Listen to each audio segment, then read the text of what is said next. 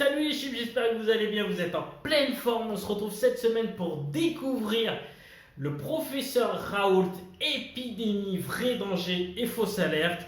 Son livre qui est sorti au tout début du confinement, qui est tout de suite tombé en rupture de stock, qui a été très difficile à trouver. J'ai réussi à l'avoir en début de semaine, donc je vous le fais découvrir pour le vendredi lecture sur Lecture de Reims. Voilà, cette semaine j'ai décidé de voir le professeur Raoult au travers de son livre. Donc l'objectif est d'oublier les préjugés que vous pouvez avoir sur lui, qu'ils soient positifs ou négatifs, et vraiment se concentrer sur le prisme du livre, sachant que bien sûr avec tous les débats, toutes les histoires qu'il a pu avoir, toutes les interventions, les interviews qu'il a pu faire au travers de toutes les chaînes qui existent et les radios, enfin voilà, c'est vrai que c'est dur de faire abstraction de cette opinion-là. En tout cas, ça reste l'objectif de cette vidéo, de le faire au travers son livre. L'objectif déjà, qui est-il? Donc ça, il le met dans le prologue du livre. Il explique que c'est un médecin, infectiologue, professeur en microbiologie et qui est très réputé. Il est très réputé. On sent bien très rapidement dans son livre qu'il est anti-système et qu'il a très vite progressé en tant que médecin. Il a été très vite réputé. Soit c'est un génie, soit c'est un fou, comme vous voulez. Mais on sent bien que c'est quelqu'un de très très reconnu, très réputé et plutôt performant au vu de ses succès qu'il a pu avoir dans la médecine et pour qui il a travaillé. Maintenant, si on se concentre un peu plus sur sa carrière, on sent que c'est quelqu'un qui a été précoce dans le sens où il est allé très vite, monté très vite en grade, en gamme. C'est quelqu'un qui était tout de suite très performant, certainement très passionné aussi. Et ce qu'il fait, voilà. L'une de ses premières missions, ça a été le bioterrorisme par rapport au charbon et tout cela. Donc des missions d'État, dira-t-on. Il a travaillé aussi pour l'OMS, pour l'ONU, à l'étranger. Enfin, il a travaillé sur le plan national pour l'État et sur le plan international pour les institutions, que ce soit l'OMS ou d'autres, pour amener son expertise. C'est quelqu'un qui est spécialiste dans tout ce qui est j'allais dire les gros virus, mais tout ce qui est pandémie, épidémie. C'est un spécialiste et il a une vision très globale du monde. Il a intervenu à Tahiti, il a intervenu en Afrique, il a intervenu aux États-Unis, il a fait des rapports sur la Russie, sur la France. Donc voilà, c'est quelqu'un qui a une vision globale de la santé en termes internationaux, parce qu'on sait très bien tous aujourd'hui que les décisions médicales sont prises sous une forme géopolitique internationale. Son livre est axé d'une certaine manière où en fait on comprend qui il est au départ, et puis après il fait une sorte de frise chronologique des épidémies ou pandémies qu'il a pu rencontrer au cours de sa carrière et de sa vie. Il parle des épidémies qui sont plutôt connues, donc il parle du charbon par rapport au bioterrorisme, il parle du chikungunya, de Ebola, du SARS, du H1N1, de la grippe aviaire, voilà, toutes les plus graves en fait, toutes les épidémies les plus graves qu'il y a pu avoir sur Terre et qu'il a pu traiter. Bien sûr, il ne parle pas du virus qu'il y a eu en Chine à l'époque, voilà, c'est par rapport à ce que lui il a vécu. Donc déjà ça, c'est pertinent. Si on veut parler de l'épidémie ou pandémie du Covid-19, lui clairement il dédramatise cela en disant que voilà, c'est léger par rapport à tout ce qui existe dans le monde. On a un peu paniqué pour pas grand chose. Voilà, c'est son opinion. C'est vrai qu'il y a eu énormément de morts, mais si on fait un prorata des morts, c'est moche à dire, attention, hein, mais si on fait un prorata des morts du Covid-19 et d'autres maladies, au final, c'est pas si énorme que ça. Attention, c'est un prorata morbide. Donc voilà, ça c'est vraiment son opinion sur le Covid-19, c'est qu'on en a trop fait. Il y a eu tous les débats par rapport à la chloroquine. J'en viendrai un peu plus tard sur cette vidéo, mais vraiment, lui, Covid-19, voilà, on y allait un peu trop fort, d'après lui. En termes de... C'est quelqu'un qui assume tout ce qui se dit, on l'a pu voir en général à la télé, mais aussi dans son livre. Honnêtement, il critique, il y va franco. Clairement, je pense pas qu'il se fait que des amis en disant ce qu'il dit sur ses livres et aussi au travers de la vidéo, mais là on parle du livre.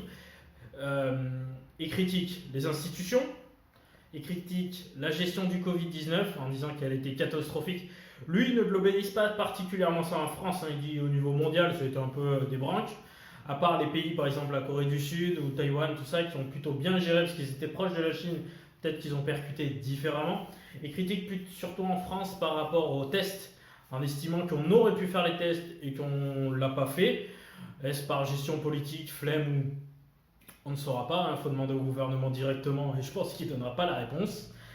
Il critique tous les corps politiques en règle générale, que ce soit à l'OMS, l'ONU, en France ou dans le monde entier, en disant que c'est des politiques qui parlent de santé alors qu'ils y connaissent strictement rien et qui font des théories un peu machin, ils font de la géopolitique sur de la santé. Après, c'est le monde d'aujourd'hui. Et là, au moins, ce qui est bien, c'est que lui, il l'assume, le dit clairement, et ça, il faut le respecter.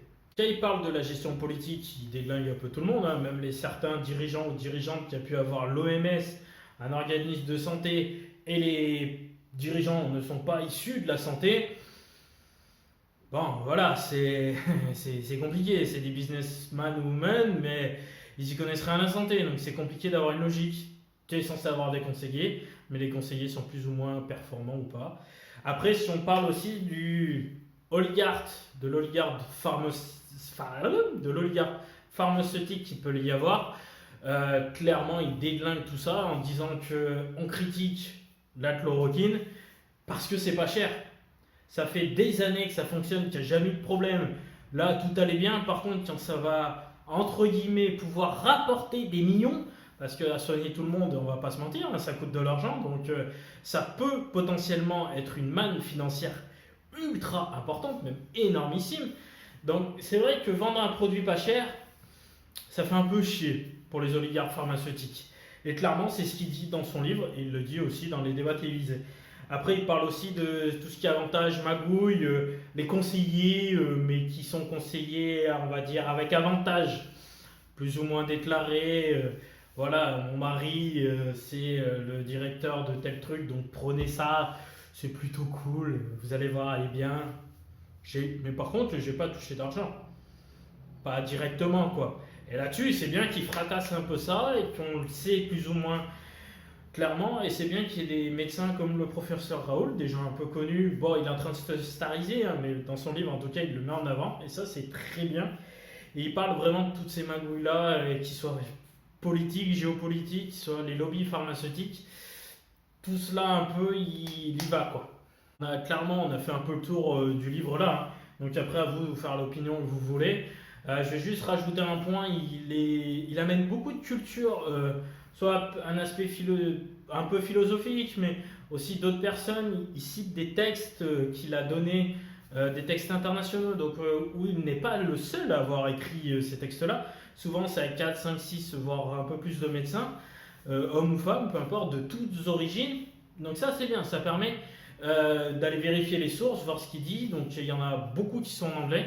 Ceux qui ne parlent pas anglais, de toute façon, vous pouvez traduire, hein, c'est pas compliqué. Moi, je ne parle pas l'anglais et j'arrive très bien à comprendre un texte en le traduisant, tout simplement. Et plus sérieusement, il amène de la culture dans le sens où il parle de philosophes, il parle de Chomsky, de Bourdieu. Mais non, rien, c'est des philosophes qui font et ont fait énormément de débats. Et c'est entre guillemets, parce que je trouve pas ça non plus ultra culotté, mais c'est entre guillemets culotté de les mettre dans son livre et d'assumer pleinement ces citations-là que beaucoup, entre guillemets, auront peur de mettre en avant.